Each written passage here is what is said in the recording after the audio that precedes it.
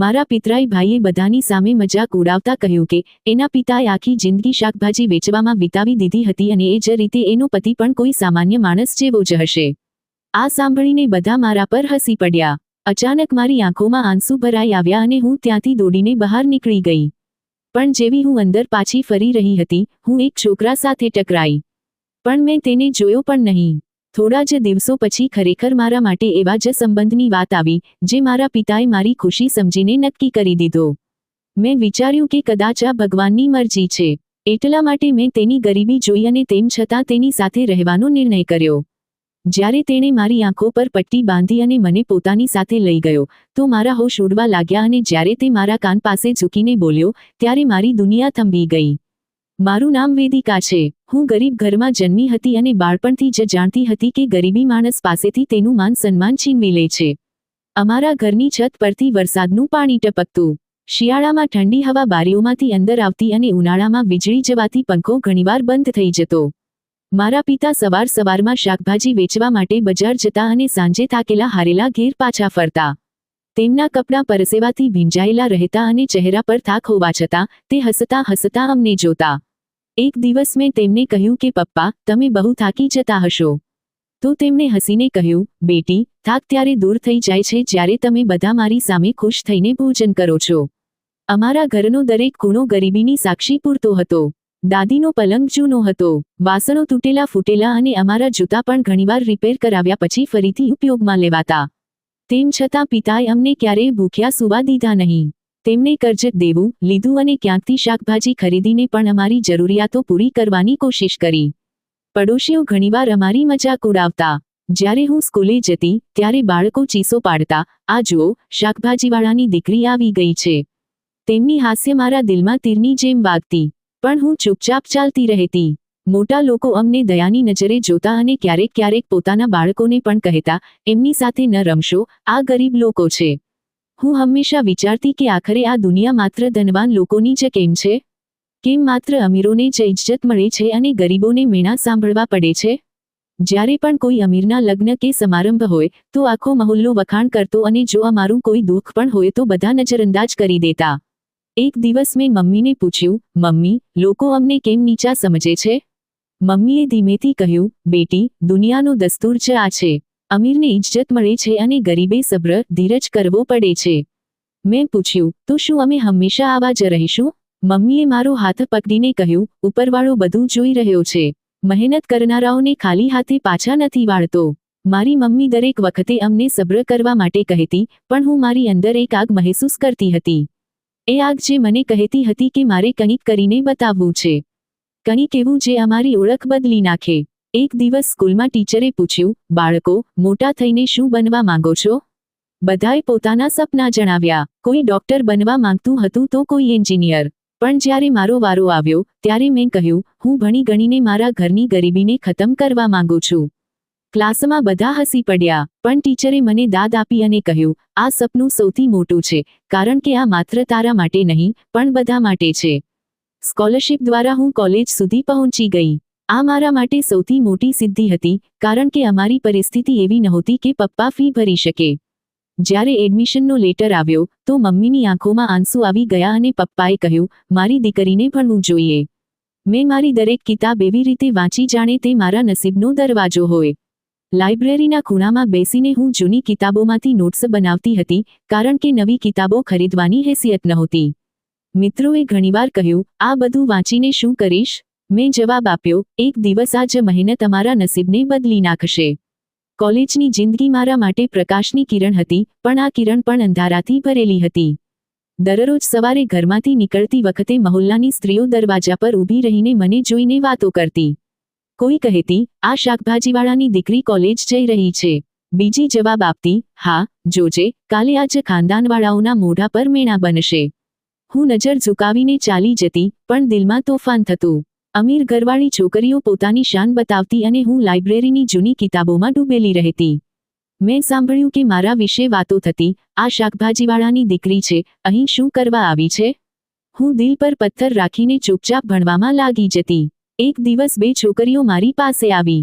એકે કહ્યું, તું જાણે છે કે એના પિતા રોજ બજારમાં શાકભાજી વેચે છે? બીજી હસવા લાગી, તેમ છતાં આ અહીં બેસીને મોટા સપના જોઈ રહી છે. મેં કિતાબમાંથી નજર ઉઠાવ્યા વગર કહ્યું, સપના જોવા પર કોઈ પાબંદી નથી હોતી. તે ચોંકી અને પછી હસવા લાગી. મને લાગ્યું જાણે આ હાસ્ય મારા દિલ પર ચાબુક વરસાવી રહ્યું હોય. પણ મેં સબ્ર કરીને અભ્યાસ ચાલુ રાખ્યો. એક દિવસ ટીચરે મુશ્કેલ સવાલ પૂછ્યો. આખો ક્લાસ શાંત રહ્યો. મેં હાથ ઊંચો કર્યો અને આત્મવિશ્વાસ સાથે જવાબ આપ્યો. બધા મારી તરફ હૈરાનીથી જોવા લાગ્યા. પણ મારું દિલ પપ્પાની મહેનત જોઈને ખુશીથી ભરાઈ ગયું. ટીચરે કહ્યું, શાબાશ, આ જ અસલી મહેનત છે. આ શબ્દો મારા કાનોમાં ગૂંજતા રહ્યા. પાછળ બેઠેલા કેટલાક છોકરાઓએ કહ્યું, આ ગરીબ છોકરી સૌથી આગળ નીકળી જશે. વિચાર. એકે કહ્યું, ના, આખરે આ જ જગ્યા તેની હશે. હું મનોમન કહેતી રહી, તમે જોજો, હું એ જગ્યા બનાવીશ જ્યાં તમારે મારી તરફ નજર ઊંચી કરીને જોવું પડશે. ક્લાસ પછી હું લાઇબ્રેરી ગઈ. ત્યાં એક સરકારી નોકર પોતાના દીકરા માટે નોટ્સ લેવા આવ્યો હતો. તેણે મને જોઈ અને પૂછ્યું, બેટી, તું આટલી મહેનત કેમ કરી રહી છે? મેં કહ્યું, કારણ કે હું ઈચ્છું છું કે મારા પપ્પાને કોઈનાથી શરમાવું ન પડે, કોઈ લારીથી ધક્કો ન મારે. તે શાંત થઈ ગયો અને બોલ્યો, ઉપરવાળો તને કામયાબ બનાવી રહ્યો છે. તે દિવસે પ્રાર્થના મારા માટે માત્ર ઉમ્મીદ, આશા બની ગઈ, ખાલી અરજ નહીં. ઘેર પાછી ફરીને મમ્મીને મારી કામયાબી જણાવી, તો તેમની આંખોમાં ખુશીના આંસુ હતા. તેમણે કહ્યું, બેટી, આ આંસુ ખુશીના છે. તે અમારા દુઃખોને ઓછા કરવાની રાહ શોધી છે. પપ્પા હંમેશાની જેમ ચૂપ રહ્યા. તેમણે બસ કહ્યું, બેટી, ભણતર કર, પણ ઇજ્જત સાથે. ખાનદાનવાળાઓને વાતો બનાવવાનો મોકો ન આપતી. તેમના શબ્દો મારા દિલને સ્પર્શી ગયા. મેં ધીમેથી કહ્યું, પપ્પા, શું સપનું જોવું પણ ખરાબ છે? પપ્પા સખત હતા. બોલ્યા, સપનું એ જ જો જે હકીકત બની શકે. હું ચૂપ થઈ ગઈ, પણ અંદર દિલમાં હળવી ચમક રહી ગઈ. એક દિવસ મારી બહેનપણી મારી પાસે આવી. હસતા હસતા બોલી, તું જાણે છે, આખો ક્લાસ તને પસંદ કરવા લાગ્યો છે. બધાને લાગે છે કે તું નંબર 1 આવીશ. મેં કહ્યું, નંબર 1 આવવું મુશ્કેલ નથી. અસલી મુશ્કેલી એ છે કે પોતાના ઘરવાળાઓ માટે પણ ઇન્સાન બની રહેવું. તેણે મારો હાથ પકડીને કહ્યું, તારા સપના સાચા છે. એક દિવસ તું બધું બદલી નાખીશ. કોલેજમાં એક મુકાબલો થયો. બધી છોકરીઓ પોતપોતાના વિષય પર બોલવા લાગી. જ્યારે મારો વારો આવ્યો, મેં કહ્યું, ગરીબી કોઈ કમી નથી. અસલી કમી હાર માની લેવી છે. મારો અવાજ થોડો ધ્રુજી રહ્યો હતો, પણ દરેક પર ઊંડો પ્રભાવ પડ્યો. અંતે મને તાળીઓ મળી અને ઇનામ પણ મળ્યું. ટીચરે કહ્યું, આ છોકરી બધા માટે મિસાલ છે. એક ક્ષણ મારા માટે મારી જિંદગીનો પહેલો સાચો કામયાબ દિવસ હતો. ઘેર પાછા ફરીને પપ્પાએ માત્ર એટલું જ કહ્યું કે, આવી શોહરતથી બચજે. લોકો જબાન દરાજ થઈ જાય છે. મમ્મી મારા રૂમમાં આવી અને બોલી, બેટી, તારા પપ્પા સખત છે, પણ તેમના દિલમાં તારા માટે પ્રેમ છે. તે ઈચ્છે છે કે તને એ જખમ ન સહન કરવા પડે જે તેમણે સહન કર્યા છે. મેં કહ્યું, મમ્મી, પણ જો હું તેમના સપનાની સાથે મારા સપના પણ પૂરા કરું તો શું ખરાબ થશે? મમ્મીએ મારા માથા પર હાથ મૂક્યો અને કહ્યું, વખત પોતે જ ફેસલો કરી લેશે. કોલેજની લાઇબ્રેરીમાં મારો વધારે સમય પસાર થતો હતો. પ્રિન્સિપાલે એક દિવસ મને જોઈને કહ્યું, બેટી, તારામાં હૌસલાની કમી નથી. હિંમત બહુ છે. આ સૌથી મોટી દૌલત છે. મેં ઇજ્જતથી કહ્યું, પણ હું ઈચ્છું છું કે મારા પપ્પાને મારી વજથી ફક્ર મહેસૂસ થાય. તેમણે હસીને કહ્યું, તે દિવસ દૂર નથી જ્યારે આવું થશે. આ બધું સાંભળીને મારો હૌસલો વધુ વધી ગયો. પણ દિલની અંદર વારંવાર એ જ ડર ઊભો થતો હતો કે પપ્પા મારા ભવિષ્ય વિશે શું ફેસલો કરશે. એક તરફ સપના હતા, બીજી તરફ સમાજની જંજીરો. મેં વિચાર્યું, કદાચ આ જ મારી અસલી જંગ છે, સપના અને સમાજની સીમાઓ વચ્ચે. ઘરમાં મુશ્કેલીઓ ખતમ ન થઈ. ઘણા દિવસો એવા આવ્યા કે ચૂલો ઠંડો રહેતો. અમે સૂકી રોટલી અને પાણી સાથે ખાતા. ક્યારેક મમ્મી ઠંડા પાણીમાં થોડીક ખાંડ નાખીને અમને આપતી અને કહેતી, આ ઉપરવાળા તરફથી છે, શુક્ર કરો. અમે બધા ચૂપચાપ પી લેતા. ક્યારેક પપ્પા ઘેર આવીને ખાલી હાથ બતાવતા અને કહેતા, આજે કંઈ હાથ ન લાગ્યું. કાલે ફરી કોશિશ કરીશું. અમે તેમની પાસે શાંત રહેતા, પણ અંદરથી બધું તૂટી ગયું હોય. દાદીની બીમારીએ પણ અમને વધુ દેવામાં નાખી દીધા. તે પલંગ પર સૂતેલા રહેતા અને દવાઓની જરૂર સતત વધતી રહેતી. એક દિવસ મમ્મીએ કહ્યું, જો આ દવા નહીં લીધી, તો હાલત વધુ ખરાબ થઈ જશે. પપ્પાએ માથું પકડી લીધું અને બોલ્યા, પૈસા ક્યાંથી લાવું? લોકો હવે વધુ કર્જ આપવા તૈયાર નથી. હું હાથમાં ભણતર કરતી અને દાદીની પાસે બેસીને તેમના પગ દબાવતી. તે હર વખત મને આશીર્વાદ આપતા. ક્યારેક કહેતા, બેટી, તું મારી આંખોનો તારો છે. પ્રાર્થના છે કે એક દિવસ તારા પપ્પાનો બોજ હળવો થઈ જાય. હું તેમના શબ્દોમાં સુકૂન શોધતી, પણ આંખોમાંથી આંસુ નીકળતા. એક રાત જ્યારે હું કિતાબ ખોલીને વાંચી રહી હતી, દાદીએ મારો હાથ પકડીને કહ્યું, યાદ રાખજે બેટી, ગરીબી ક્યારેય ઇજ્જત છીનવી નથી શકતી, જો નિયત અને કિરદાર મજબૂત હોય.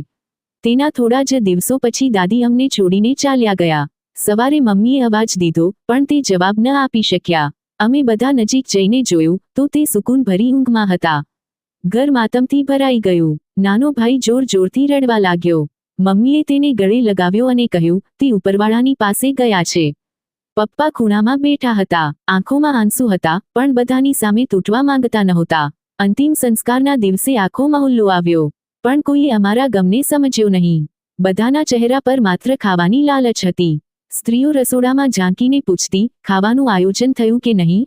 પુરુષો રૂમમાં બેસીને વાતો કરી રહ્યા હતા. કોઈએ દાદીનો ઉલ્લેખ પણ ન કર્યો. વારંવાર અમારી આંખોમાંથી આંસુ નીકળતા અને હું જોઈ રહી હતી કે અમારા દુઃખને કોઈએ પણ પોતાના સમજમાં ન લીધું.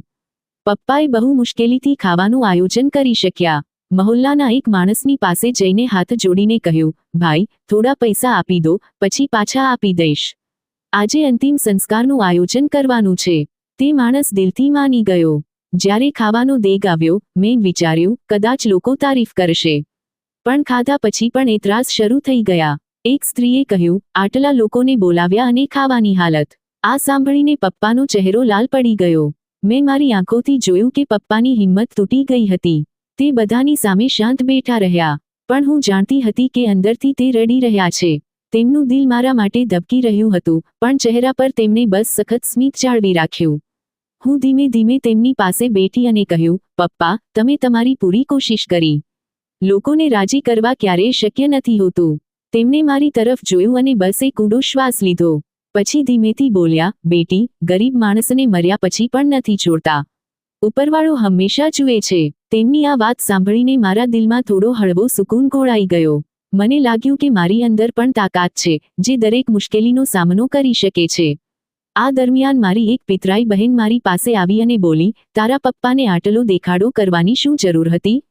થોડું સાદું ખાવાનું જ આપી દેતા. આવું બધાની વચ્ચે તમાશો ન બનતો.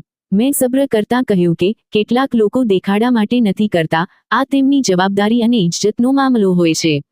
તે હસીને ચાલી ગઈ, પણ તેનું હાસ્ય મારા કાનોમાં લાંબો સમય સુધી ગૂંજતું રહ્યું. તે દિવસે મને લાગ્યું કે ગરીબી માત્ર જીવતાને જ સતાવે છે, પણ મુર્દાના ગયા પછી પણ રૂસવાઈ સાથે લાવે છે. અંતિમ સંસ્કાર પછી જ્યારે બધા વિદા થઈ ગયા, તો ઘરની ખામોશી વધુ ઊંડી થઈ ગઈ. મમ્મીએ કહ્યું, લોકો ભોજન કરીને ચાલ્યા ગયા, પણ તારી દાદીનો ઉલ્લેખ સુદ્ધા ન કર્યો. મેં તેમનો હાથ પકડી લીધો અને કહ્યું, મમ્મી, દાદીનો આશીર્વાદ તો અમારી સાથે છે. અમારે તેમના શબ્દોને યાદ રાખવાના છે. એ જ રાતે મેં મારી જાત સાથે એક વાત કરી કે એક દિવસ તે બધાને બતાવીશ કે શાકભાજીવાળાની દીકરી કોઈનાથી ઓછી નથી. મેં મારી કિતાબો ખોલી અને મારી જાતને કહ્યું, હવે દરેક દિવસ મારા માટે જંગ છે અને આ જંગને જીતવી જ પડશે. સમય ધીમે ધીમે પસાર થતો ગયો અને મારું ગ્રેજ્યુએશન પૂરું થવા પર હતું. દરરોજ કોલેજ પછી મોડે સુધી લાઇબ્રેરીમાં બેસી રહેતી, જેથી મારા સપનાઓને નજીકથી મહેસૂસ કરી શકું. ટીચર અવારનવાર કહેતા કે તારા નંબર સૌથી સારા છે, ભવિષ્ય તારી રાહ જોઈ રહ્યું છે. તેમના શબ્દો મારા દિલમાં હિંમત ભરી દેતા. હું વિચારતી હતી કે જે ડિગ્રી મળશે, હું નોકરી કરીશ અને ઘરની હાલત બદલી નાખીશ. મેં ઘણીવાર મમ્મીને કહ્યું, મમ્મી, જોજો, એક દિવસ હું નોકરી કરીશ અને પપ્પાને સુકૂન આપીશ. મમ્મી હસીને કહેતી, ઉપરવાળો જોઈ રહ્યો છે બેટી, પણ પહેલા તારા પપ્પાને રાજી કરવા પડશે. પપ્પાએ સાફ ના પાડી દીધી હતી. એક સાંજે મેં હિંમત કરીને કહ્યું, પપ્પા, મારી ડિગ્રી પૂરી થવાની છે. હું નોકરી કરીશ અને ઘરના ખર્ચામાં હાથ વહેંચાવીશ. તેમણે તરત જવાબ આપ્યો, બેટી, ખાનદાનવાળાઓ છોકરીની નોકરી કરવાને ખરાબ સમજે છે. અમે ગરીબ છીએ, પણ બેઇજ્જતી નથી ઈચ્છતા. મેં રડીને કહ્યું, પપ્પા, તમારી મહેનત જોઈને મારું આ કરવાનું દિલ કરે છે. મને કંઈક કરવા દો ને. તેમણે ગુસ્સામાં કહ્યું, આ જે હું બોલી રહી હતી, તે વાત ફરી ન દોહરાવતી. અમારી ઇજ્જત સૌથી ઉપર છે. આ એક એવી દિવાલ હતી, જેની આગળ મારું સપનું રોકાઈ ગયું.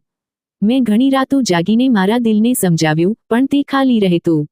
મારી બહેનપણીએ કહ્યું, તારા પપ્પા સખત છે, પણ સમય આવે કદાચ માની જાય. હમણાં હિંમત ન હારતી. મેં જવાબ આપ્યો, ક્યારેક ક્યારેક લાગે છે કે કદાચ મારી તકદીર પણ એવી જ હશે, જેવું બધા કહે છે, ગરીબી સાથે જોડાયેલી. મારી બહેનપણીએ મારો હૌસલો વધાર્યો અને અંદરથી હું તૂટી રહી હતી. કોલેજના છેલ્લા દિવસોમાં મારી પિતરાઈ બહેનના લગ્નની જાહેરાત થઈ. આખા મહોલ્લામાં વાતો થવા લાગી. મમ્મીએ કહ્યું, આપણે પણ જવું જ પડશે. હું જાણતી હતી કે ત્યાં જવું આસાન નહીં હોય. ઘરમાં તૈયારી શરૂ થઈ, પણ લગ્નના કપડાં માટે પૈસા નહોતા. નાનો ભાઈ બોલ્યો, દીદી, અમે નવા કપડાં લાવીશું. પપ્પાએ તેને વઢ્યો અને કહ્યું, આપણી ઔકાત શું છે? આપણા માટે જૂના કપડાં જ પૂરતા છે. મમ્મીએ જૂના કપડાં કાઢીને સિલાઈ કરી દીધી અને મને આપી દીધા. જ્યારે મેં કપડાં જોયા તો તેમની આંખોમાં શરમ હતી. મેં તેમનો હાથ પકડીને કહ્યું, મમ્મી, ચિંતા ન કરો. આ કપડાં મારા માટે સૌથી કિંમતી છે.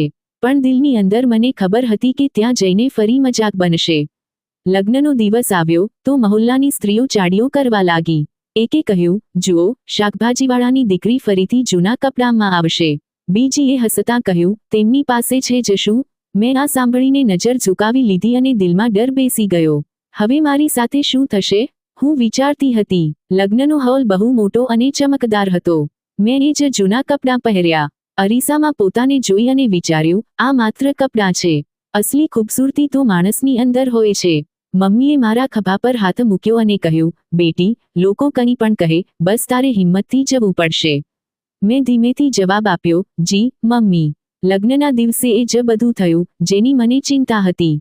જેવું અમે હોલમાં દાખલ થયા, મારી પિતરાઈ બહેને ઊંચા અવાજમાં કહ્યું, એના પિતાએ આખી ઉંમર શાકભાજીની લારી લગાવી છે અને એનો પતિ પણ લારીવાળો જ હશે. બધાની વચ્ચે હાસ્ય ગુંજી ઉઠ્યું. રોશનીઓની વચ્ચે આ હાસ્ય મારા દિલને જખમી કરી ગયું. મારું દિલ છલની થઈ ગયું. આંખોમાં આંસુ ભરાઈ આવ્યા. મેં આમ તેમ જોયું, પણ કોઈએ મારો સાથ ન આપ્યો. અહીં સુધી કે તે રિશ્તેદાર જે અવારનવાર અમારી સાથે હમદર્દી જતાવી રહ્યા હતા, તે પણ શાંત બેઠા રહ્યા. બધાના હાસ્યએ મને બેબસ કરી દીધી. મેં મારી મમ્મી તરફ જોયું. તે નજર ઝુકાવીને બેઠા હતા. પપ્પાના ચહેરા પર લાલાશ હતી, પણ તે પણ કંઈ કહી ન શક્યા. હું ત્યાં વધુ ન રોકાઈ અને દોડતી બહાર નીકળી ગઈ. મારી બહેનપણીએ મારું નામ પોકાર્યું, વેદિકા. વેદિકા, રોકાઈ જા. મારી રફતાર એટલી તેજ હતી કે હું પાછળ ફરીને પણ ન જોઈ શકી. આંખોમાં એટલા આંસુ હતા કે કંઈ દેખાતું પણ નહોતું. દરવાજામાંથી નીકળતી વખતે મારી ટક્કર એક છોકરા સાથે થઈ. તે ચોંકીને બોલ્યો, તું ઠીક છે? પણ હું નજર ઉઠાવીને જોવાની હિંમત પણ ન કરી શકી. સીધી બહાર નીકળી ગઈ. મારા કાનોમાં હજી પણ હાસ્ય ગુંજી રહ્યું હતું. દિલમાં વારંવાર એ જ સવાલ ગુંજી રહ્યો હતો કે શું ખરેખર મારી તકદીર માત્ર ગરીબી અને લારી સાથે જ જોડાયેલી રહેશે? બહાર ઠંડી હવા ચાલી રહી હતી અને હું હોલમાંથી નીકળીને બહાર બેન્ચ પર બેસી ગઈ. શ્વાસ લેવામાં તકલીફ થઈ રહી હતી. દિલ ધબકી રહ્યું હતું. આંખોમાંથી આંસુ રોકાઈ જ નહોતા રહ્યા. હું મારા દુપટ્ટાથી આંસુ લૂછતી રહી, પણ દિલનો બોજ વધુ ભારે થતો ગયો. ત્યારે મારી બહેનપણી પણ મારી પાછળ પાછળ બહાર આવી. તેણે મારા ધ્રુજતા હાથ પકડીને કહ્યું, તું કેમ તેમની વાતોને દિલ પર લઈ રહી છે? આ લોકો બસ મેણા મારવા માટે જ જન્મ્યા છે. મેં રડતા રડતા કહ્યું, તેમની વાતો મારા કાનોમાં ઝેરની જેમ ગુંજી રહી છે. મને લાગી રહ્યું છે કે મારું નસીબ ખરેખર આવું જ છે. શું હું ખરેખર માત્ર મજાક અને બેઇજ્જતી માટે જ જન્મી છું? તેણે મને ગળે લગાવીને કહ્યું, ના, એવું ન વિચાર. તારી મહેનત તને ત્યાં લઈ જશે, જ્યાં આજ લોકો તને જોતા રહી જશે. તારો પ્રકાશ તેમની આંખોને રોશન કરી દેશે. આ દરમિયાન એક રિશ્તેદાર બહાર આવ્યો અને ઝેર ભરેલા લહેજામાં બોલ્યો, તારે આવી વાતોની આદત પાડવી પડશે. અમારી દુનિયામાં બધા આને હકીકત બોલે છે. હું શાંત બેઠી રહી અને જવાબ પણ ન આપ્યો. ત્યારે મારી બહેનપણીએ તેને વળતા કહ્યું, શરમ કર. તું એક છોકરીને રડાવીને મજાક બનાવી રહ્યો છે. તે હસીને બોલ્યો, આ દુનિયા પોતે જ મજાક છે, અને ચાલ્યો ગયો. હું પથ્થરની જેમ જડ થઈ ગઈ. મારા દિલની અંદર જાણે કોઈએ તીર ઉતારી દીધું હોય. થોડી જ વાર પછી મમ્મી પણ બહાર આવી ગઈ. તેમની આંખો આંસુઓથી ભીની હતી. તેમણે મને ગળે લગાવી લીધી અને કહ્યું, બેટી, બરદાસ્ત કર.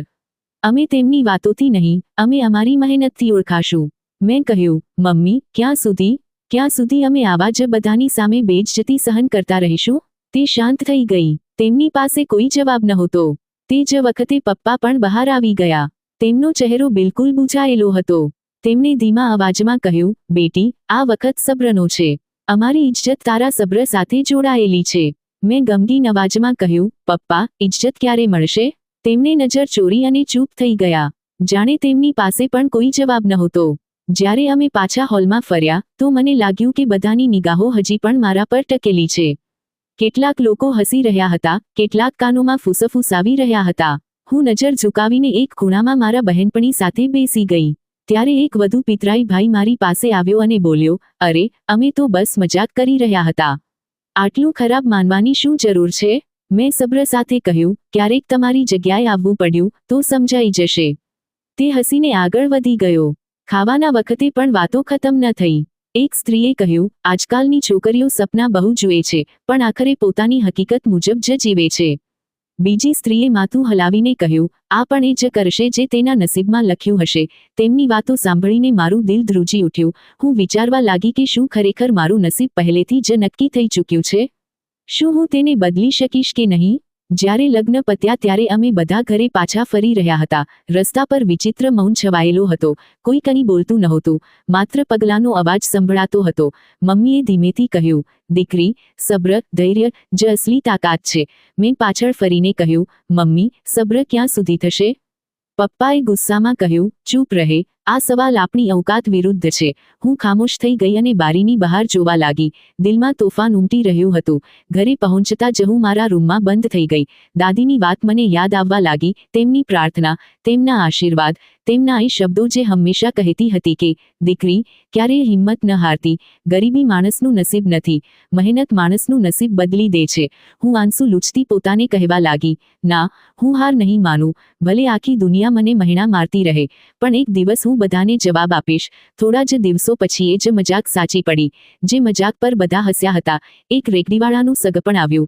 પપ્પાએ ખામોશ લહેજામાં કહ્યું, દીકરી, છોકરો મહેનતી છે અને સંજોગો પ્રમાણે આ સંબંધ આપણા માટે સારો છે. ઓછામાં ઓછું ઇજ્જતથી રહી શકશે. તેમની વાત સાંભળીને રૂમમાં સન્નાટો છવાઈ ગયો. હું ખામોશ હતી. મમ્મીની આંખોમાં પણ સવાલો હતા. પણ અમે બધા જાણતા હતા કે અમારી પાસે બીજો કોઈ રસ્તો નથી. નાનો ભાઈ રડી પડ્યો અને બોલ્યો, પપ્પા, દીદીના ભણતરનું શું થશે?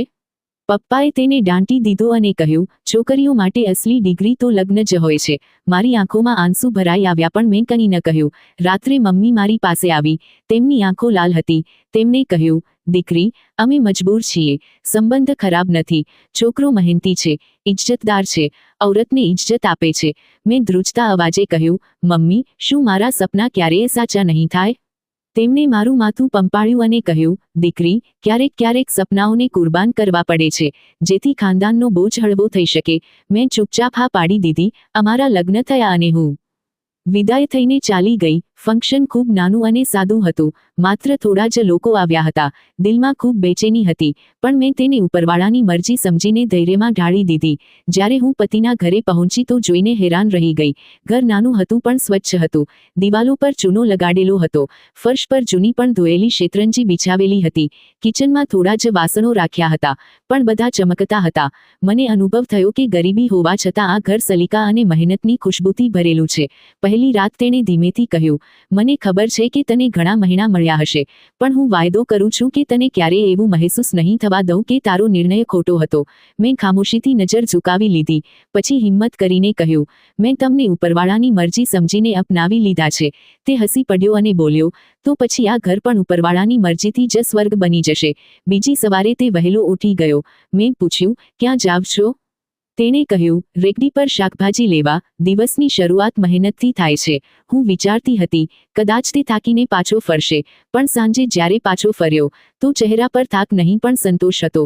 તેણે શાકભાજીની ટોકરી રાખી અને કહ્યું, આજે ઉપરવાળાએ મારી કમાણીમાં ખૂબ મહેરબાની કરી છે.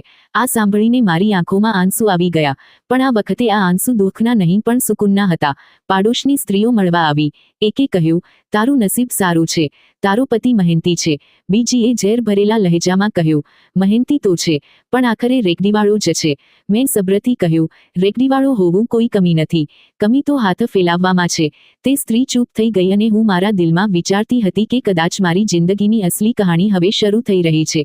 તેણે મારા હાથને કસીને પકડી રાખ્યો અને કહ્યું, ડર નહીં, હું છું ને તારી સાથે. મેં ગભરાટમાં કહ્યું, ક્યાં લઈ જાવ છો? તો તે હસીને બોલ્યો, સબ્ર કર, હમણાં બધું ખબર પડી જશે. આખા રસ્તે હું તેના પગલાંના અવાજ પર ભરોસો કરતી રહી. આંખે પાટા બાંધેલા હતા પણ દિલની ધડકનો તેજ થતી જતી હતી. મને લાગતું હતું કે કદાચ કોઈ નાની દુકાન કે કોઈ બજાર હશે જ્યાંથી તે મને કંઈક અપાવવા લઈ જઈ રહ્યો છે. પણ જ્યારે તેણે ધીમેથી પાટો ખોલ્યો તો હું હેરાન રહી ગઈ. સામે એક નાનો રૂમ હતો જેમાં લાકડાની ટેબલ, ખુરશીઓ અને બ્લેકબોર્ડ લટકેલું હતું. બાળકો આમતેમ બેઠા હતા અને મારા પતિની આંખોમાં ચમક હતી. તે ધીમેથી બોલ્યો, જો, આ તારી સ્કૂલ છે. હવે તું માત્ર ઘરની વહુ નહીં પણ મોહલ્લાની ટીચર પણ છે. મેં હેરાનીથી તેની તરફ જોયું અને રડી પડી. તેણે મારો હાથ પકડ્યો અને કહ્યું, તારું સપનું મારું સપનું છે અને હું તેને પૂરું કરીને રહીશ. તે દિવસે મારી જિંદગીને જાણે નવો મકસદ મળી ગયો. ગરીબ ઘરની વહુમાંથી હું મોહલ્લાની માસ્તરણી બની ગઈ. બાળકો મને ટીચરજી કહીને બોલાવતા તો મારા દિલમાં એક અજીબ મીઠાશ ઘોળી જતી. તેમના નાના નાના સવાલોમાં હું મારા અધૂરા બાળપણની ઝલક જોતી અને તેમને ભણાવતા ભણાવતા મને લાગતું જાણે હું પોતે ફરીથી જીવી રહી છું. એ બાળકો જેમની પાસે કોપી પેન્સિલ સરખી નહોતી, તેમની આંખોમાં શીખવાનો જુસ્સો હતો અને મારા માટે એ જ સૌથી મોટી દોલત હતી. મારા પતિ અવારનવાર સાંજે આવતા અને દરવાજા પર ઊભા રહીને બાળકોના અવાજો સાંભળતા. પછી હસતા હસતા કહેતા, લાગે છે તારું અસલી ઘર તો આ જ છે. અને સાચું પણ હતું, કારણ કે ત્યાં બેસીને હું પોતાને પૂરી મહેસૂસ કરતી. એક દિવસ મેં તેને કહ્યું, જો પપ્પાને આ બધું ખબર પડશે તો શું થશે? તે બોલ્યો, પપ્પા ભલે જે વિચારે, પણ ઉપરવાળો બધું જોઈ રહ્યો છે અને એ જ અસલી હિસાબ રાખવાવાળો છે. તેની આ વાત મારા દિલને હિંમત આપતી રહી. ધીમે ધીમે સ્કૂલની ચર્ચા મોહલ્લાની બહાર સુધી ફેલાઈ ગઈ. લોકો કહેવા લાગ્યા કે શાકભાજીવાળાની પત્ની બાળકોને ભણાવી રહી છે અને બાળકો ખરેખર બદલાઈ રહ્યા છે. પહેલા જે રખડું ગલીમાં ફરતા હતા હવે કોપી કિતાબ લઈને બેસી જતા. આ સાંભળીને મારા પતિની આંખો ગર્વથી ચમકી ઉઠતી. તે કહેતો, જોયું તે જે કર્યું છે એ જ આપણી અસલી કમાણી છે. શાકભાજી વેચવાથી તો બસ પેટ ભરાય છે, પણ તારા ભણાવવાથી ઘણા ઘરોમાં રોશની ભરાઈ જશે. મને યાદ છે એક દિવસ એક સ્ત્રી આવી અને બોલી, બહેન, મારી દીકરીને પણ ભણાવી લો. અમે ફીસ નહીં આપી શકીએ. મેં હસીને કહ્યું, અહીં ફીસની જરૂર નથી. અહીં માત્ર શીખવાની ચાહત જોઈએ. અને જ્યારે તે નાનકડી બાળકી મારી પાસે બેસીને લખવા લાગી તો મારા દિલમાં એવો સુકૂન ઉતર્યો કે જાણે મારી દાદીની પ્રાર્થનાઓ રંગ લાવી હોય. રાત્રે જ્યારે હું છત પર બેસતી તો આસમાનના તારા મને એવા લાગતા જાણે ઉપરવાળો પણ મારી મહેનતને ગણી રહ્યો હોય. મારા પતિ પાસે બેસતા અને કહેતા, જોયું, મેં કહ્યું હતું ને, ગરીબી તો માત્ર આવતી જતી વસ્તુ છે, પણ પ્રેમ અને નેક નિયત હંમેશા રહે છે. હું તેમની તરફ જોતી અને વિચારતી કે ખરેખર જો આ માણસ મારી સાથે ન હોત તો કદાચ હું આજે પણ ક્યાંક ખૂણામાં રડતી હોત. હવે મને દુનિયાનું હસવું અને મહેણા ડરાવતા નહોતા, પણ તેમની દરેક વાત મારા માટે નવી હિંમત બની જતી. મેં પોતાને વાયદો કર્યો હતો કે આ નાનકડી સ્કૂલને એક દિવસ મોટી બનાવીશ અને એ બાળકોને એટલા કાબિલ કરી દઈશ કે લોકો માત્ર તેમના કામને જોશે ના કે તેમની ગરીબીને. મેં ધીમેથી આસમાન તરફ જોયું અને દાદીને યાદ કરીને કહ્યું, જોજો દાદી, એક દિવસ આ સપનું પૂરું થશે. કારણ કે હવે મારી તકદીર ગરીબીથી નહીં પણ મહેનત અને મોહબ્બતથી જોડાયેલી છે. મારા કાનની પાસે ઝૂકીને તેણે ધીમેથી કહ્યું, બસ મારા પર ભરોસો કર. તેના શબ્દો મારા દિલમાં એવા ઉતરી ગયા જાણે કોઈએ અંધારામાં દીવો સળગાવી દીધો હોય. મેં ખામોશીથી તેનો હાથ પકડી લીધો અને પોતાની ધડકનોને સંભાળવાની કોશિશ કરવા લાગી. થોડી જ વાર પછી અમે ગાડીમાં બેઠા અને સફર શરૂ થઈ ગયો. રસ્તાની દરેક આહટ મને બેચેન કરી રહી હતી. ગાડી ક્યારેક તેજ ભાગતી તો ક્યારેક જાણે થંભી જતી અને દરેક ઝટકા સાથે મારું દિલ પણ ડૂબીને ફરી સંભાળી જતું. મને લાગતું હતું કે અમે શહેરથી ખૂબ દૂર નીકળી આવ્યા છીએ. મેં ધીમેથી કહ્યું, આટલો લાંબો રસ્તો કેમ છે? આખરે અમે ક્યાં જઈ રહ્યા છીએ? તેણે હળવી મુસ્કાન સાથે કહ્યું, પહોંચીને ખબર પડી જશે. મેં જીદ કરી, ઓછામાં ઓછું એ તો જણાવી દો કે કોઈ બીજું પણ હશે અમારી સાથે કે માત્ર અમે બંને જ છીએ? તેણે મારી આંખોમાં જોતા કહ્યું, એકલા એકલા, આ સમય માત્ર આપણો છે. તેના શબ્દો સાંભળીને મારું દિલ વધુ જોરથી ધડકવા લાગ્યું. રસ્તામાં હવા તેજીથી બારીમાંથી અંદર આવી રહી હતી અને તેની સાથે માટી અને જૂના વૃક્ષોની ખુશ્બુ પણ હતી. મને લાગતું હતું જાણે અમે કોઈ જૂના વિસ્તારમાંથી પસાર થઈ રહ્યા છીએ, કારણ કે દૂરથી બાળકોના રમવાના અવાજો આવી રહ્યા હતા અને ક્યાંકથી મજૂરોની વાતો સંભળાતી હતી. ત્યારે અચાનક ગાડી જાણે ઊભી રહી ગઈ. મારું દિલ જોરથી ધ્રુજી ઉઠ્યું. મેં ગભરાઈને કહ્યું, શું થયું? તેણે સુકૂન ભરેલા અંદાજમાં કહ્યું, કંઈ નહીં, બધું ઠીક છે, ગભરાઈશ નહીં. થોડી ક્ષણો પછી ગાડી ફરીથી ચાલી પડી અને મારો ડર ધીમે ધીમે ઓછો થવા લાગ્યો. થોડીવાર પછી મારા કાનોમાં લોખંડના મોટા ગેટ ખુલવાનો અવાજ આવ્યો. અવાજ એટલો ગુંજદાર હતો કે મને વિશ્વાસ થઈ ગયો કે અમે કોઈ મોટી અને શાનદાર જગ્યામાં દાખલ થઈ રહ્યા છીએ. મારું દિલ વધુ તેજ ધડકવા લાગ્યું. મેં કહ્યું, આ ક્યાં આવી ગયા અમે? તેણે હસતા કહ્યું, બસ 2 મિનિટ અને બધું સાફ થઈ જશે. તારી બેસબ્રી વધી રહી છે. મેં હસતા કહ્યું, સાચું કહું, પાટો બાંધ્યા પછી દિલની ધડકન જાણે બેકાબૂ થઈ જાય છે. તેણે હળવી હસી સાથે કહ્યું, એ જ તો કારણ છે કે મેં પાટો બાંધ્યો જેથી તું એ પળને પૂરી રીતે મહેસૂસ કરી શકે. પછી ગાડી ઊભી રહી. તે ઉતર્યો અને મારો હાથ પકડીને બોલ્યો, હવે ધીમે ધીમે પગલાં આગળ રાખ. હું ગભરાહટ અને એક્સાઇટમેન્ટની વચ્ચે તેની સાથે ચાલવા લાગી. મને પગની નીચે નરમાઈ મહેસૂસ થઈ, જાણે ફર્શ કોઈ કિંમતી ગાલીચાથી ઢંકાયેલો હોય અને હવામાં ફૂલોની મીઠી ખુશ્બુ ઘૂળેલી હતી. થોડા જ ડગલાં ચાલ્યા પછી તે ઊભો રહ્યો અને બોલ્યો, હવે તૈયાર છો? મેં ઊંડો શ્વાસ લીધો અને કહ્યું, હા, હવે તો બિલકુલ. જ્યારે તેણે ધીમેથી મારી આંખોનો પાટો ખોલ્યો તો મારા શ્વાસ થંભી ગયા. મારી સામે એક બેહદ શાનદાર મહેલ જેવું ઘર હતું. ઊંચી દિવાલો, મોટા દરવાજા, ચારે તરફ ફેલાયેલો બગીચો અને વચ્ચે પાણીનો ફુવારો જેની બૂંદો હવામાં ફેલાઈને વધુ ઠંડક અને ખુશગવાર માહોલ બનાવી રહી હતી. મારા પગ ત્યાં જ થંભી ગયા. બધું એટલું અલગ હતું કે હું વિશ્વાસ જ નહોતી કરી શકતી કે આ હકીકત છે. ત્યારે મેં જોયું સામે કેટલાક લોકો બેઠા હતા જેમની પર્સનાલિટી તેમના કપડામાંથી જ ઝલકી રહી હતી. તેમના બેસવાનો અંદાજ, તેમના ચહેરાનો કોન્ફિડન્સ અને તેમની ચારે તરફનો માહોલ બધું કહી રહ્યો હતો કે આ સામાન્ય લોકો નથી. મારું દિલ વધુ તેજ ધડકવા લાગ્યું. મેં મારા પતિ તરફ જોયું. મારી જુબાન જાણે બંધ થઈ ગઈ હતી. તે હસતા હસતા આગળ વધ્યો અને બોલ્યો, આ મારા મમ્મી પપ્પા છે. મારી સાસુ ત્યાં જ અટકી ગઈ. હું થોડી પળ ત્યાં જ થંભી ગઈ. સમજી જ નહોતી શકી કે આ બધું અચાનક કેવી રીતે થઈ ગયું. ત્યારે તેના પપ્પા ઉઠ્યા અને નરમીથી મારો હાથ પકડીને બોલ્યા, બેટી સ્વાગત છે.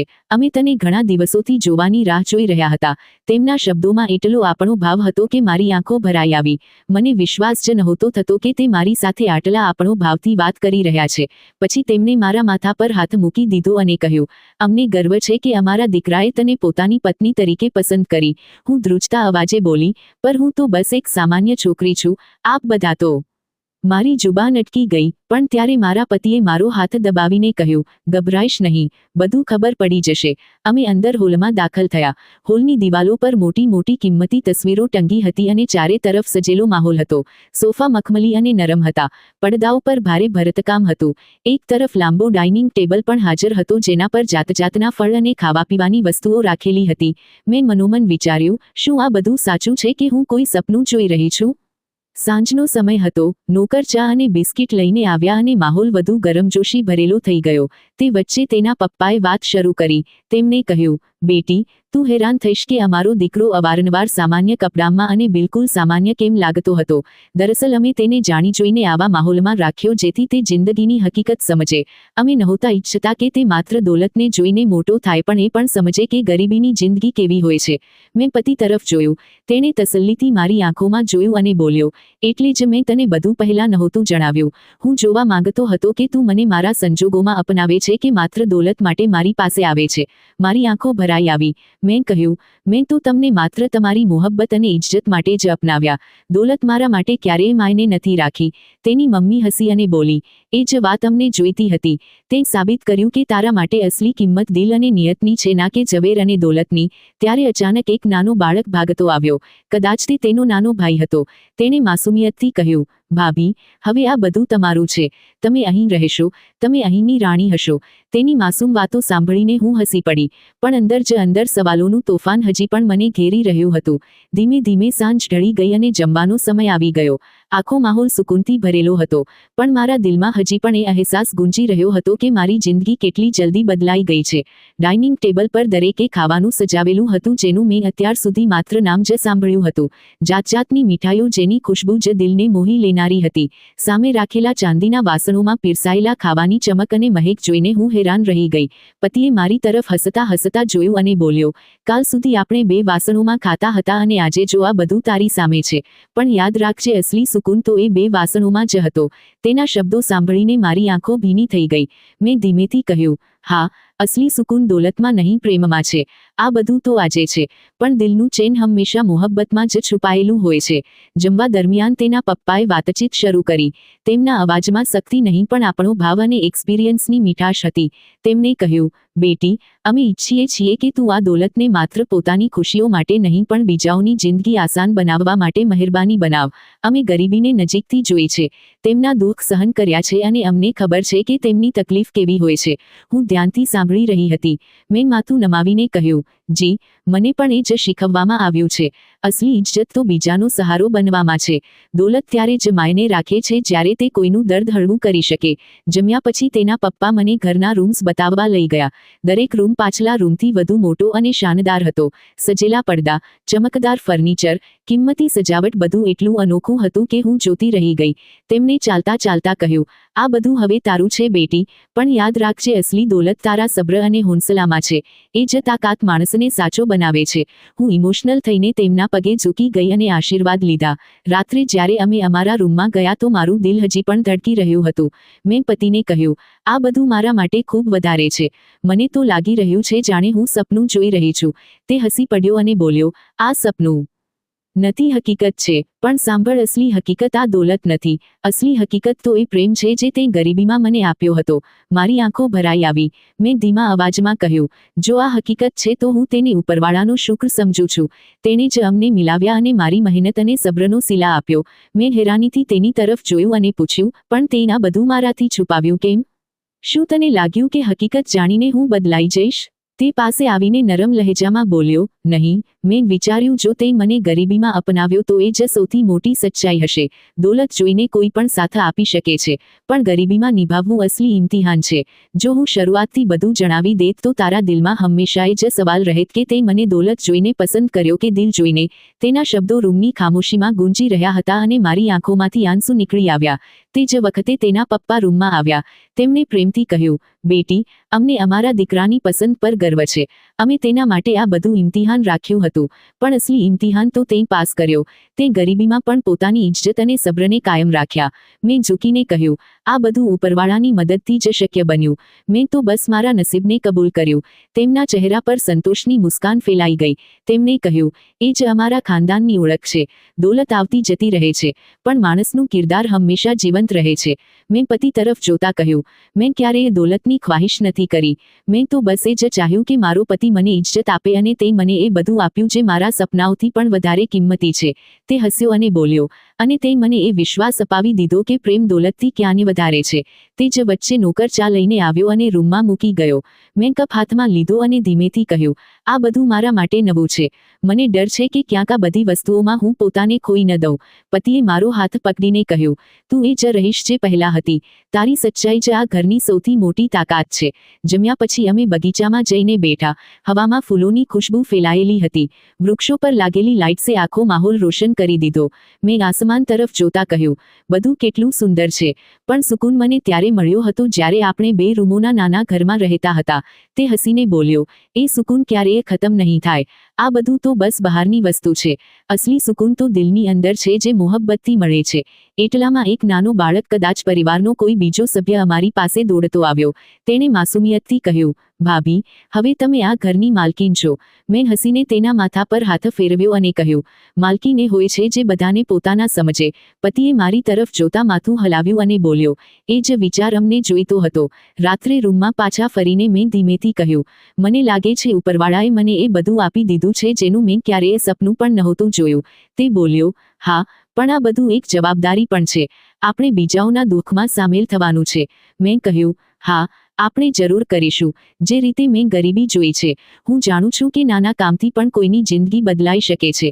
તે બોલ્યો, કાલે આપણે ગરીબ બાળકો માટે એક એજ્યુકેશન ફંડ શરૂ કરીશું. તું તેમને ભણાવીશ અને હું તેમનો ખર્ચ ઉઠાવીશ. મારી આંખોમાંથી ખુશીના આંસુ વહી નીકળ્યા. મેં કહ્યું, એ જ મારું સપનું હતું કે મારું ભણતર બીજાઓના કામ આવે.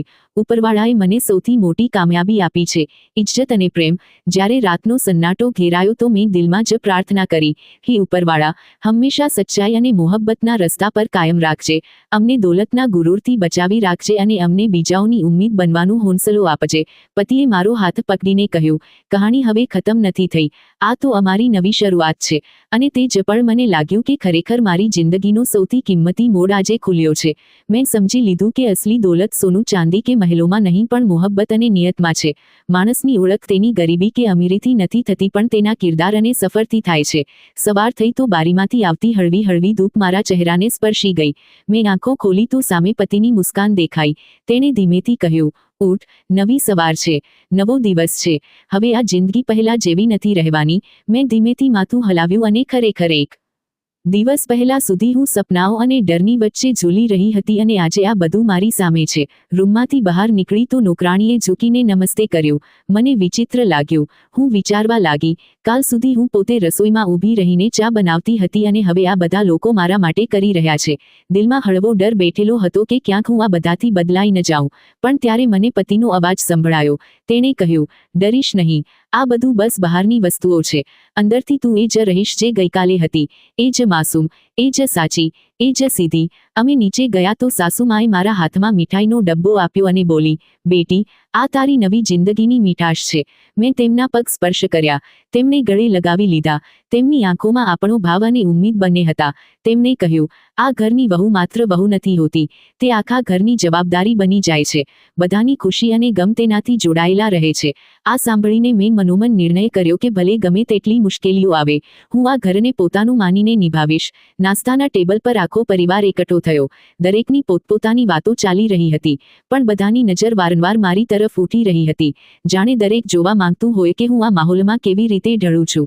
મેં ધીમેથી હસીને બધાને જોયા તો તેમના ચહેરાઓ પર પણ સુકૂન ઉતરી આવ્યું. જમ્યા પછી પતિએ કહ્યું, ચાલ, આજે હું તને શહેર ફેરવું છું. હું હેરાન રહી ગઈ.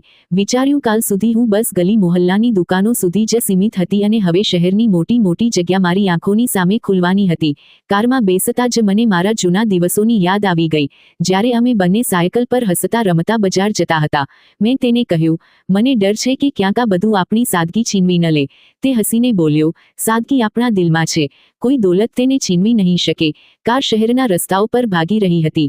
બંને તરફ ઊંચી ઇમારતો, મોટી મોટી દુકાનોની ચમક અને લોકોની ભીડ જોઈને મને લાગ્યું જાણે હું કોઈ બીજી જ દુનિયામાં આવી ગઈ છું. તે મને દરેક જગ્યા બતાવતો રહ્યો, દરેક વસ્તુ સમજાવતો રહ્યો અને હું તેની આંખોમાં એ જ જૂનો પ્રેમ શોધી રહી હતી. સાંજે અમે પાછા ફર્યા તો ઘરની બહાર કેટલાક ગરીબ બાળકો બેઠા હતા, કદાચ મદદ માંગવા આવ્યા હતા. મેં તેમના ચહેરા જોયા તો મારા જૂના દિવસો યાદ આવી ગયા, જ્યારે હું પણ આમ જ રાહ જોતી હતી કે કોઈ મારી મદદ કરે. દિલ ભરાઈ આવ્યું. હું તરત તેમની પાસે ગઈ અને તેમની સાથે વાત કરવા લાગી. તેમણે પોતાની મુશ્કેલીઓ જણાવી તો મારી આંખો ભીની થઈ ગઈ. પતિ બહાર આવ્યો અને બોલ્યો, જો, આમના માટે જ આપણે કંઈક કરવાનું છે. ત્યારે મેં કહ્યું, હા, એ જ તો મારી ખ્વાહિશ છે કે મારું ભણતર અને મારી મહેનત કોઈના કામ આવી શકે. તે જ વખતે સસરાજી પણ આવી ગયા. તેમણે અમારી વાતો સાંભળી અને બોલ્યા, બેટી, એ જ વિચાર આ ઘરને વધુ રોશન કરી દેશે. દોલત ત્યારે જ માયને રાખે છે જ્યારે તે બીજાનો સહારો બને. રાત્રે અમે બગીચામાં બેઠા હતા. આસમાનમાં તારા ચમકી રહ્યા હતા, હવામાં ઠંડક હતી અને ચારે તરફ શાંતિ ફેલાયેલી હતી. મેં આસમાન તરફ જોતા કહ્યું, ઉપરવાળાનો કેટલો શુક્ર છે જેણે મારી જિંદગીને આટલી બદલી દીધી. પણ મેં તેની પ્રાર્થના કરી કે તે મને ક્યારેય ઘમંડમાં ન નાખે, મને એ જ રાખે જે હું પહેલા હતી. પતિએ મારો હાથ પકડીને કહ્યું, તું હંમેશા એ જ રહીશ અને એ જ તારી સૌથી મોટી ખૂબસૂરતી છે. મેં તેની આંખોમાં જોયું તો લાગ્યું જાણે આખી દુનિયા ત્યાં જ થંભી ગઈ હોય. બીજી સવારે જ્યારે હું ઊંઘમાંથી ઉઠી તો બારીમાંથી આવતી સોનેરી ધૂપે મારા ચહેરાને સ્પર્શી લીધો. મેં હાથ જોડીને ઉપરવાળાનો શુક્ર અદા કર્યો કે તેણે મને આટલી મોટી ખુશી આપી. પતિ પહેલાથી જાગેલો હતો અને અખબાર વાંચી રહ્યો હતો. તેણે મને જોઈને કહ્યું, ઉઠ, આજનો દિવસ ખૂબ ખાસ છે. મેં હેરાનીથી પૂછ્યું, કેમ ખાસ છે? તો તેણે હસતા હસતા કહ્યું, આજે આપણે આપણા નવા કામની શરૂઆત કરીશું. ગઈકાલ સુધી આ બધું બસ એક સપના જેવું હતું, પણ હવે આપણે તેને હકીકતમાં બદલવાનું છે. મેં માથું નમાવીને હા ભરી દીધી અને કહ્યું, જે પણ કરશો, હું તમારી સાથે છું. અમે નાસ્તો કરીને સસરાજીના રૂમમાં ગયા. ત્યાં સાસુમાં પણ બેઠા હતા. સસરાજીએ અમને જોઈને કહ્યું, બેટા, મેં વિચાર્યું છે દોલતનો અસલી હકદાર એ જ છે જે તેને ઇન્સાનિયતની ભલાઈમાં ખર્ચ કરે. એટલે હું ઈચ્છું છું કે તમે બંને આ શહેરમાં ગરીબ બાળકો માટે સ્કૂલ બનાવડાવો જેથી કોઈ બાળક પણ માત્ર ગરીબીના કારણે પોતાનું ભણતર ન છોડી શકે. આ સાંભળીને મારી આંખો ભરાઈ આવી. મેં કહ્યું, પપ્પા, આ મારું પણ સપનું હતું કે હું એ બાળકો માટે કંઈક કરું જેમની પાસે કિતાબો સુદ્ધા નથી હોતી. તેમણે હાથ પકડીને કહ્યું, તો હવે આ સપનું તારું નહીં આખા પરિવારનું હશે. અમે તે જ દિવસે આર્કિટેક્ટ અને કેટલાક જવાબદાર લોકો સાથે મળ્યા અને જમીન જોવા ગયા જ્યાં સ્કૂલ બનવાનો હતો. એ જગ્યા ખાલી પડી હતી. ત્યાં ઝાડીઓ અને પથ્થરો ફેલાયેલા હતા, પણ મારી આંખોમાં એ જગ્યા એક રોશન ફ્યુચરની જેમ ચમકી રહી હતી. મેં વિચાર્યું, અહીં એક દિવસ બાળકો હસતા રમતા ભણતા દેખાશે. તેમના અવાજો આખા મોહલ્લાને રોશન કરી દેશે. પતિએ કહ્યું, જો, હજી તો આ સૂની જગ્યા છે, પણ જલ્દી જ આ શહેરની સૌથી પ્યારી જગ્યા બનશે. મેં તેની વાત પર હસીને માથું હલાવ્યું. દિવસો વીતતા ગયા. કામ શરૂ થઈ ગયું. દરરોજ હું ત્યાં જતી અને મજૂરોની સાથે બેસીને વાતો કરતી. ક્યારેક તેમને પાણી પીવડાવતી, ક્યારેક તેમના બાળકોને મળતી તો તે મને પ્રાર્થનાઓ આપતા. તેમનો પ્રેમ જોઈને મને લાગતું કે હું ખરેખર મારા અસલી મકસદ સુધી પહોંચી રહી છું. થોડા જ મહિનાઓમાં સ્કૂલની બિલ્ડિંગ ઊભી થઈ ગઈ અને તે પછી જ્યારે બાળકોનું પહેલું એડમિશન થયું તો મારી ખુશીનો આનંદનો પાર ન રહ્યો. નાના નાના બાળકો બેગ લઈને આવ્યા. તેમની આંખોમાં ચમક હતી, જાણે તેમને એક નવું આસમાન મળી ગયું હોય. હું પોતે ક્લાસમાં જઈને તેમની સાથે વાતો કરતી અને તેમને ભણાવતી. તેમના માસૂમ સવાલ મારા દિલને સ્પર્શી જતા. સાંજે જ્યારે હું ઘરે પાછી ફરતી તો મારા પતિ મારી રાહ જોતા. તે પૂછતા, આજે બાળકોએ શું કહ્યું? અને હું હસતા હસતા તેમને બધું સંભળાવતી. તે ધ્યાનથી સાંભળતા અને કહેતા, તારી ખુશી જ મારી સૌથી મોટી દોલત છે. ધીમે ધીમે આ સ્કૂલ આખા શહેરમાં મશહૂર થઈ ગયું. લોકો કહેતા હતા કે આ માત્ર એક સ્કૂલ નહીં પણ ઉમ્મીદની જગ્યા છે, અને મને ગર્વ થતો કે હું તેનો હિસ્સો છું. પણ જિંદગી હંમેશા આસાન નથી હોતી. એક દિવસ કેટલાક લોકો આવ્યા અને કહેવા લાગ્યા, આ બધું દેખાડો છે કે દોલતવાળા લોકો બસ નામ કમાવવા માટે ગરીબોની મદદ કરે છે. આ સાંભળીને મારું દિલ દુખ્યું. પણ પતિએ મારો હાથ પકડીને કહ્યું, આ વાતોથી ફરક ન પડવા દે. લોકોને જે વિચારવું હોય તે વિચારવા દે. આપણે તો બસ ઉપરવાળાને જવાબ આપવાનો છે અને તેની સામે માત્ર આપણી નિયત માયને રાખે છે.